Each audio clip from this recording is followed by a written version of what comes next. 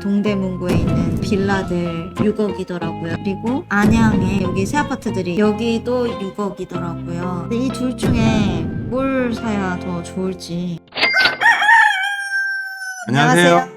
꼬꼬와 병아리입니다. 네, 반갑습니다. 와, 네, 소심한 박수. 네. 꼬꼬님. 네.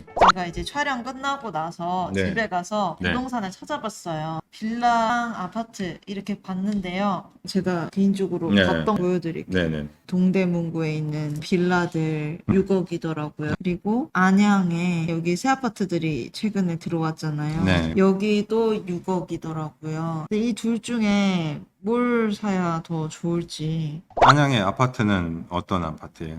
요거 평촌 자이 아이파크. 요 아파트가 지금 방 2개짜리 정도 되는 게 6억 정도 하고, 그 다음에 답심리 쪽에 빌라를 봤는데 방 3개 정도 되고 넓은 게 6억 정도 하더라. 이게 옛날에 케이블 채널에서 방송할 때 이런 거 상담을 많이 했던 거예요. 일단 여러 가지로 고민을 할 수가 있는데, 실거주로 고민할 수도 있고 그냥 투자 가치로만 놓고 고민을 할 수가 있는데, 여기서 실거주로 생각을 하면 내가 평촌 근처에서 출퇴근을 한다고 하면 실거주로 봤을 때 누가 봐도 이걸 사야 되는 거잖아요.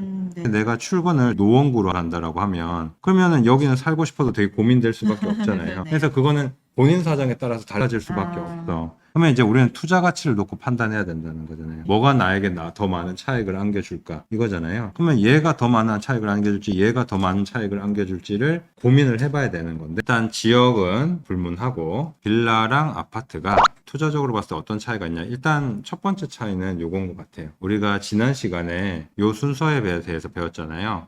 땅이 있어야 집을 짓고 단독주택을 짓고 또 빌라가 되고 이게 아파트가 된다고 했잖아요. 그러면 아파트는 이제 그 다음이 없잖아. 빌라는 아파트가 있어요. 될 수도 있잖아요. 그게 일단은 핵심적인 차이예요. 그래서 대부분의 사람들이 빌라 자체의 상품성이 뛰어나서 사는 것이 아니고 나중에 이 아파트가 될 수 있는 재료가 되기 때문에 빌라를 선택하는 경우가 많더라. 그리고 아파트를 선택하는 사람들은 왜 아파트를 많이 선택하느냐? 일단 황금성.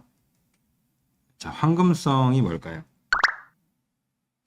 자, 금은 뭐예요? 돈. 환자는 물물 교환할 때 환자라고 생각해봐요. 그러면 돈으로 바꾼다는 의미죠. 원할 때 얼마나 빨리 돈으로 바꿀 수 있느냐? 주식이 황금성이 좋을까요? 부동산이 황금성이 좋을까요? 주식이요. 그렇죠. 주식은 왜? 내가 팔고 싶을 때 금방 팔 수 있잖아요. 네. 그렇죠?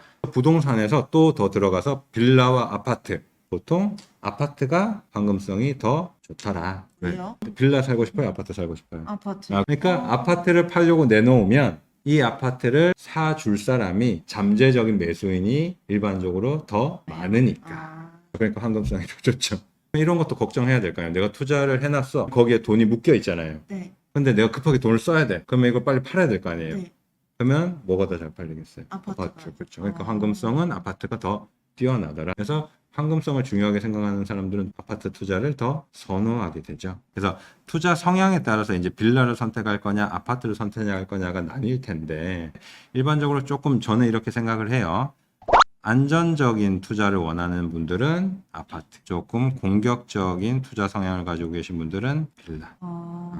빌라는 그러면 왜 공격적이고 아파트는 왜 안전적이냐? 자, 두 사람이 있어. A라는 사람은 빌라를 샀고 B라는 사람은 아파트를 샀어요. 그리고 이게 시간이 쭉 지났어요. 한 20년이 흘렀어. 이게 재개발이 안 된 거야. 그래서 20년 차 된 그냥 빌라가 됐어요. 얘는 20년 차 아파트가 된 거예요. 서울에 이렇게 돌아다니 보면 20년 넘은 아파트들 많이 있잖아요. 근데 20년 차 된 빌라 얘기가 좀 다를 수 있죠. 또 관리 자체가 아파트랑은 좀 다를 거 아니에요. 네. 만약에 재개발 이슈라든지 또 혹은 개발 호재라든지 이런 게 없다고 하면 사실은 큰 차익을 보기는 힘들잖아요. 그리고 또 한 가지가 있죠. 봐봐요. 이게 이제 둘 다 별로 돈이 안 됐어. 그래서 팔고 싶어. 뭐가 더 잘 팔릴 것 같아요? 아파트가. 그렇죠. 아까 얘기했잖아. 아파트가 잘 팔리잖아요. 그래서 일반적으로는 만약에 아무 일도 일어나지 않는다고 하면 둘 중에서 아파트를 투자하는 것이 더 안전하잖아요. 그렇죠. 네. 반대로. 자, 이 사람이 재개발을 노리고 빌라를 샀어. 네. 근데 20년이 지났는데 실제로 이게 재개발이 된 거야. 재개발이 됐다는 거 아파트로 변했다. 그렇지. 싹 밀고 거기다가 신축 아파트를 지은 거예요. 그럼 이 사람은 나중에 새 아파트가 생겼을 때 그 아파트를 받을 수 있다는 얘기거든요. 그러면 A랑 B가 만약에 같은 지역에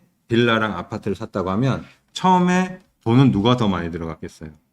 아파트가 더 많이 들어가겠죠. 그러면 이 사람은 투자금도 더 많이 들어갔는데 그냥 나이만 20년 먹은 아파트가 된 거잖아요. 네. 근데 이 사람은 투자금은 더 적게 들어갔는데 신축 아파트가 됐잖아요. 그러면 수익률이 어떻게 되는 거예요? 어마어마한 거잖아요. 그래서 잘 되면 돈은 누가 훨씬 더 많이 번 거예요?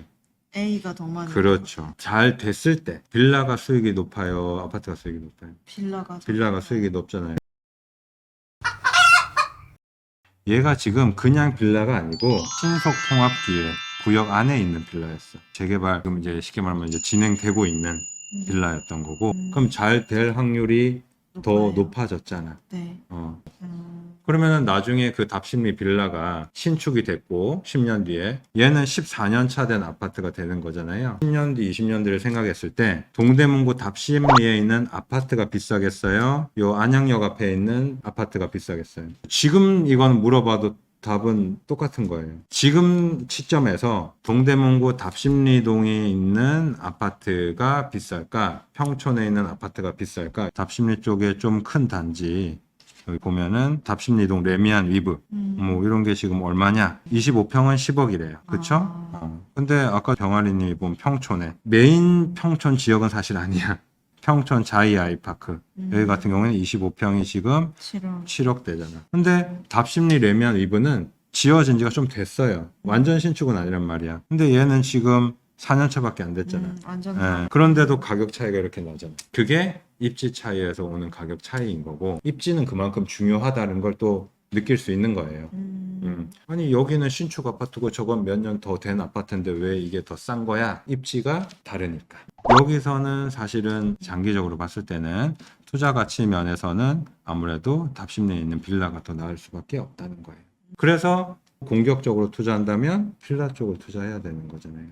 그렇네요. 하지만 일반적으로는 이 내가 거주의 개념이 같이 들어가기 때문에 신축 아파트의 매력을 우리가 사실 뿌리치기가 힘든 거죠. 네, 맞아요. 그렇기 때문에 사실 투자가 쉽진 않은데, 그래서 우리가 흔히 병아리님도 나중에는 뭐 이런 개념에 대해서 알게 되겠지만 실거주와 투자를 분리해야 된다는 이런 개념을 많이 얘기를 하죠. 그래서 실거주 겸 투자를 하고 싶다 이렇게 되면 대부분 다 애매한 판단이 될 확률이 굉장히 높아요. 그거는 차차 우리가 또 얘기를 해볼 수 있을 거예요. 네, 알겠습니다. 네. 오늘도 이렇게 알려주셔서 너무 네. 감사합니다, 고건. 편집이 어떻게 잘 될지 모르겠는데 잘 이어서 붙여보길 바랍니다. 네, 알겠습니다. 수고하셨습니다.